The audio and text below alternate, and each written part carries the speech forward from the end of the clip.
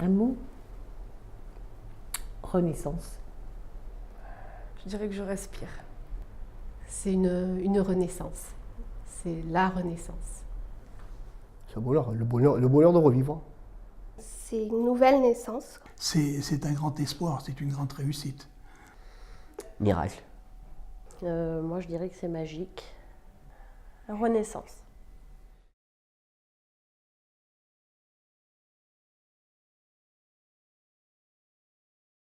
Alors, on va dire que dans mon parcours de mucoviscidose, j'ai donc été diagnostiqué à la naissance, mais la maladie ne s'est pas manifestée tout de suite. J'ai vraiment senti les effets de cette maladie vers l'âge de 12 ans, où là, j'ai eu beaucoup de mal à continuer le sport que je faisais, parce que je faisais beaucoup de sport. Et donc, c'est par là que j'ai commencé à vraiment sentir la baisse de mes capacités respiratoires. Puis, on va dire que ça s'est quand même maintenu dans le temps jusqu'à mes 18, 20 ans. Et c'est à mon 20e anniversaire, quand je suis passé chez les adultes, en fait, qu'on m'a dit qu'il fallait peut-être réfléchir à la greffe et en tout cas y penser, quoi. Diagnostic de ma maladie, elle remonte à l'âge de 22 ans, donc ça a été très évolutif. Ça a été d'abord classé comme dilatation des bronches, et ensuite, qui a bien évolué, on a pensé un peu à une mucoviscidose d'adulte. Et puis c'est resté comme ça. Et en 1994, j'étais suivie par le docteur Poirier sur l'hôpital d'Aix en Provence. Ce dernier m'a dit que la seule solution pour m'en sortir, c'était une transplantation. Donc ça a été très difficile. L'idée de la transplantation, parce que pour moi, c'était 50 vies, pas plus, quoi. Ce qui n'est pas vrai. Moi, ça m'est arrivé, il y a tout qui m'est tombé un peu dessus d'un coup, puisque j'étais suivi par un pneumologue, donc dans la ville à côté, et qui n'était pas spécialisé dans la mucoviscidose. Donc il y a eu un moment où j'allais de plus en plus mal, donc il a fallu m'orienter sur un CRCM. Donc et là, la première consultation, le bilan était très mauvais, donc j'avais tous les critères pour la greffe. Donc voilà, donc ça a été un coup dur. J'ai vécu avant la greffe ma mucoviscidose comme un combat. Vraiment comme un combat. De 20 ans à 30 ans, c'était les années, les bonnes années, parce qu'en fait, je pouvais un petit peu faire du sport, mais c'était toujours les drainages, les aérosols. L'oxygénothérapie est arrivée un petit peu plus tard, à 29 ans. Et là, mon état a commencé à se dégrader. Et c'est là que je me suis sentie un peu acculée, effectivement, parce que je me battais et en même temps, je sentais que ma santé était de moins en moins bonne. Donc c'était la peur de la mort. Juste avant la greffe, pendant 2 ans, j'étais pratiquement 11 mois sur 12 à l'hôpital. J'étais suivie à Agen, à l'hôpital René Sabran. Et 11 mois sur 12, j'étais là-bas parce que je ne pouvais pas rentrer chez moi. J'étais trop dépendante aux antibiotiques. On ne vit pas, on survit. Au quotidien, on calcule pour dire je vais de tel endroit à tel endroit pour ne pas être trop essoufflé. On n'a pas de vie sociale parce qu'on ne peut plus rien faire. On ne peut pas aller au cinéma parce qu'on tousse, parce qu'on est mal. C'est difficile. Je travaillais, j'étais chauffeur pour les établissements pour enfants handicapés. Donc je faisais le lien entre le centre et chez eux, quoi. Donc là aussi, bon, le travail devenait de plus en plus difficile. Bon, je voyais que j'avais de plus en plus de mal à conduire, mais bon, j'essayais de faire. Je voulais pas accepter, quoi. D'abord j'ai travaillé jusqu'au bout, j'ai travaillé jusqu'au moment où j'étais listé, quoi. J'ai été contactée 2 fois.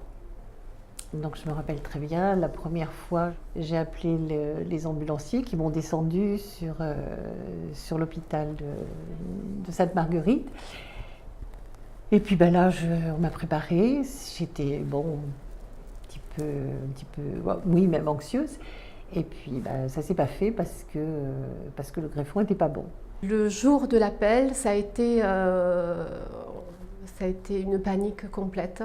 J'ai tourné dans la pièce sans savoir ce qu'il fallait que je prenne. Et j'avais une peur féroce de descendre et de dire à mes parents c'est le jour, il faut partir. Parce que c'était terrible, quoi. Je n'allais pas à la greffe en me disant je vais revivre, j'allais à la greffe en me disant c'est un grand saut dans le vide et tout peut arriver. On va dire une grosse boule dans le ventre, c'est le premier jour de ma vie où j'ai été stressé, moi je dis souvent, parce que j'étais pas quelqu'un de nature à être stressé dans ma vie de tous les jours, ou par mes soins, ou toutes ces choses-là. Mais la seule fois où j'ai ressenti du stress, c'est le jour de ma greffe, où là j'ai eu un nœud dans l'estomac et je sais ce que c'était du stress. Et M. Thomas m'a appelé pour me demander si j'étais toujours intéressé par la greffe, parce que il y avait la possibilité. Donc à partir de là, pour moi, j'ai pas eu d'hésitation, j'ai dit oui. Je me suis habillé en vitesse, avec des grandes difficultés pour arriver en m'essoufflant en permanence. Quand je suis arrivé ici, tout de suite on s'est occupé de moi, mais j'étais incapable même de prendre ma douche, tellement j'étais essoufflé. Il a fallu que ce soit les filles qui me lavent et qui me rasent. Après on m'a laissé reposer pendant un petit moment, un petit quart d'heure. Puis je suis descendu en salle d'opération, on m'a allongé sur une table, on m'a branché quelques tuyaux pour me mettre dans l'ambiance. Et puis à partir de là, j'ai attendu. Et il était minuit et quart, minuit 20, quand j'ai entendu que le greffon était bon. Donc à partir de là, on m'a shooté, j'ai dormi. Et je me suis réveillé 3 jours après. Alors moi, j'ai été appelée 3 fois à la greffe.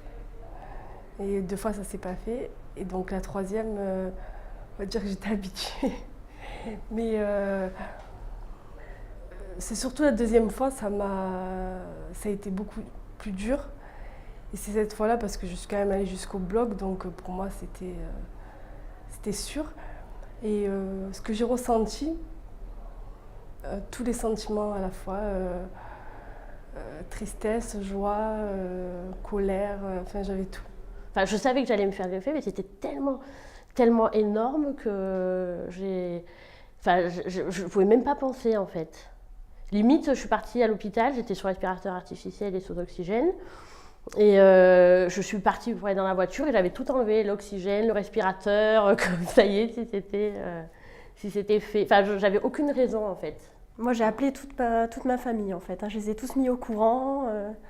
J'étais un peu stressée quand même. Mais bon, j'étais dans l'action. Comme je téléphonais, j'étais dans l'action, donc ça allait. Le traitement après la greffe est vraiment lourd, on va dire, sur le plan peut-être physique, enfin sur les effets secondaires peut-être, mais comparé à ce que moi j'avais l'habitude de prendre avant, les médicaments qu'on prend tous les jours, c'est plus rien. Avant, j'avais l'habitude de prendre une vingtaine de médicaments par repas, donc, ou en tout cas sur les plus gros repas. Et là aujourd'hui, les médicaments, ça se limite à 3 à 4 peut-être. Donc ça change vraiment ma vie sur le nombre de prises, mais sur les effets, on va dire que c'est aussi un petit peu différent. Voilà. Ça y est, c'est une nouvelle vie qui commence. Donc j'ai pas eu vraiment de palier. Tous les jours, c'était un jour nouveau et tous les jours, c'était de mieux en mieux.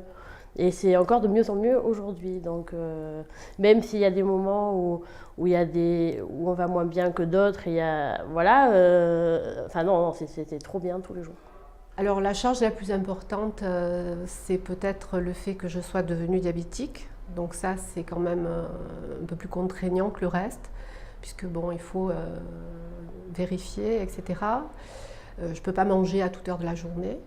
Autrement, concernant le Prograf, qui est le traitement immunosuppresseur, j'ai une montre qui sonne 2 fois, le matin, le soir. Donc en fait, voilà, j'ai voulu justement, pour ne pas y penser, j'ai voulu qu'une montre me rappelle quand prendre mes médicaments et je le gère très bien.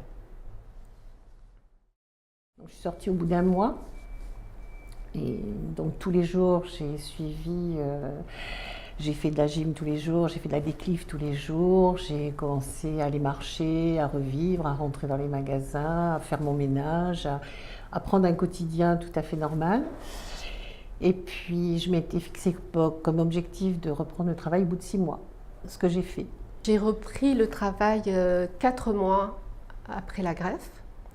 Donc je travaillais à temps partiel de toute façon, donc ça a été volontiers que je suis retournée travailler pour retrouver mon environnement d'avant, avec mes collègues de travail, mon travail, Mais je pense que ça aurait été plus difficile si j'avais travaillé à temps complet pour gérer justement les retours à l'hôpital tous les 15 jours, tous les mois et les différentes étapes.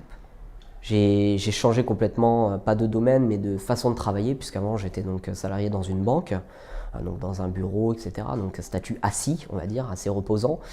Et je suis resté donc avec ce statut après ma greffe. Et j'ai changé de métier pour avoir un métier, on va dire, plus sur le terrain, parce que être assis me convenait plus. J'avais besoin de bouger, de dépenser toute cette énergie que je n'avais pas avant, ou alors que j'avais dans ma tête, mais pas physiquement. Donc ça m'a permis vraiment de pouvoir courir, faire du sport, travailler à côté. Et la vision des gens dans le travail n'a pas changé, puisqu'elle vient coller avec mon activité professionnelle aujourd'hui. 3 mois après ma greffe, j'ai repris ma terminale. J'ai eu mon bac et l'année dernière, j'ai pris une année sabbatique pour me reposer un peu. Et là, cette année, je vais faire une formation de management. Je ne voulais plus conduire. Je voulais plus conduire parce que, bon, comme beaucoup de greffés, je suis sorti de la greffe avec un gros diabète. Hein. Donc, l'endocrinologue était contre que je reprenne le volant. Donc,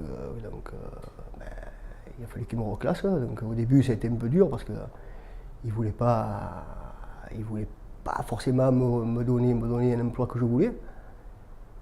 Il me faisait un peu le forcing. Ça s'est pas trop passé. Alors là, je travaille déjà.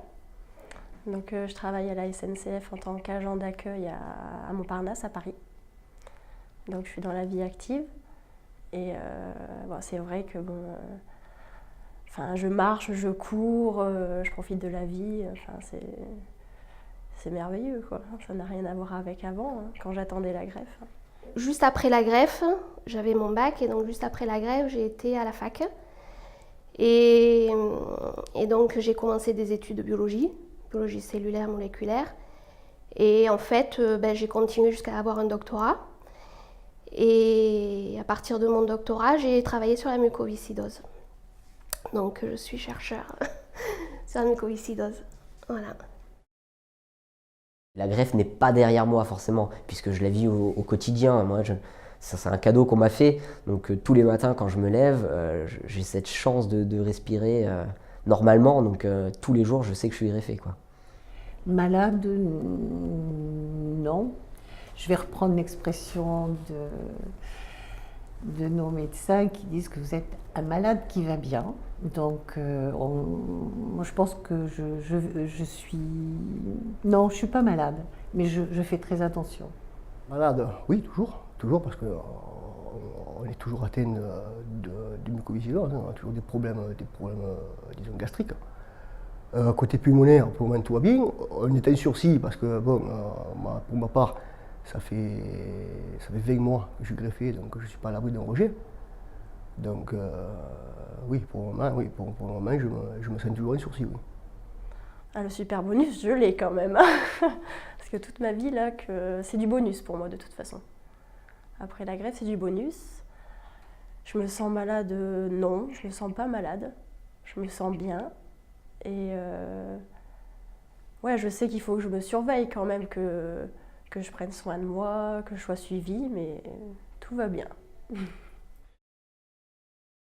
Je pense pas réellement au donneur. Je sais que j'ai souvent une pensée en me disant c'est vraiment un beau geste qu'il y a eu, parce que sans ce geste, aujourd'hui, toute l'histoire qui est en train de s'écrire, je pourrais pas la vivre. Donc c'est vraiment le geste le plus beau qui puisse, faire un don des organes qu'on a en soi, faire transmettre cette vie en fait, pour qu'on passe un relais. Moi je fais beaucoup d'athlétisme, pour moi c'est un relais de la vie en fait, donc c'est ça. J'évite d'y penser au donneur parce que moi, c'est dur. Après j'y pense, je vais pas dire que j'y pense tous les jours, j'y pense fréquemment. Je remercierai jamais assez la famille et le donneur pour ce geste magnifique qu'ils ont fait, mais après c'est pas quelque chose auquel je pense quotidiennement et voilà. Je n'ai pas de cadre vide dans ma maison qui symbolise le donneur. Mais c'est vrai que c'est quelque chose pour moi qui pose problème, quelque part. Parce que je n'ai pas les moyens de rendre à ce donneur ce qu'il m'a donné. Et c'est vrai que je suis en dette par rapport à lui. Donc ma façon à moi de gérer ce problème, c'est de participer avec la dot à montrer l'importance du don d'organes. J'ai beaucoup pensé à mon donneur après la greffe, juste après la greffe. Je pensais à la famille de ce donneur qui était certainement dans la tristesse, et parce qu'il avait perdu un être cher. Et je pensais aussi à mes parents qui, eux, étaient euphoriques après cette greffe. Donc c'est vrai qu'on a un sentiment partagé, mais en même temps, je me sens remplie d'une mission en ayant reçu ces poumons qui m'ont rendu une deuxième vie, c'est de les honorer et d'essayer de mener ma vie le mieux possible, sans fumer, sans... voilà. Donneur, j'y pense souvent. Parce que je l'associe à autre chose, et puis quand je fais comment vous dire, quand je fais du sport, quand je fais quelque chose qui sort un peu de l'ordinaire, je pense à mon donneur, et puis quelquefois ça m'arrive de penser oui. C'est quelqu'un qui fait partie de moi. Jamais. Enfin, en tout cas, dans mon cas, ça ne m'est jamais arrivé. Même le lendemain de mon opération, ça ne m'est jamais arrivé. J'ai l'impression qu'en fait, on m'a enlevé mes poumons, on me les a nettoyés et on me les a remis. Et même encore, j'ai même l'impression que d'un coup pas d'un coup de baguette magique, mais que, je sais pas, je me suis toujours dit que c'était les miens, en fait. Là, actuellement, il m'arrive quelque chose d'incroyable. C'est que je suis enceinte, donc c'est quelque chose que je pensais jamais être capable d'arriver à faire. C'est d'ailleurs un projet que je m'étais, que j'avais même pas envisagé un jour. Et donc là, à mon tour, je vais être capable de donner la vie. Donc c'est un cadeau, c'est un miracle, un cadeau magnifique. D'une part, un cadeau que j'ai eu moi, grâce à la personne qui m'a sauvé la vie il y a 17 ans maintenant. Et moi, maintenant, je vais pouvoir donner la vie à mon tour, donc c'est formidable.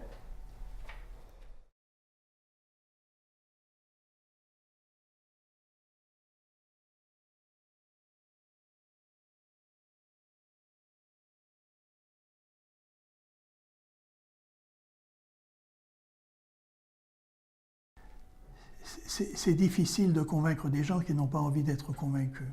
Et on est bien convaincu que quand on est concerné. Donc ça c'est les deux ambiguïtés du système.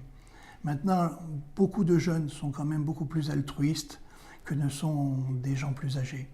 Et c'est un peu pour ça qu'avec la DOT, on travaille surtout à informer des jeunes. C'est eux qui font changer les mentalités. Pour que les gens s'intéressent, il faut en parler le plus possible.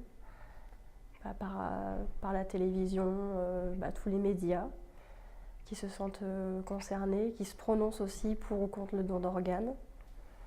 Donc comme ça, qu'il y ait beaucoup plus de greffes et beaucoup plus de gens sauvés. Et si c'était à refaire, vous le referiez ? Oui, je le referai.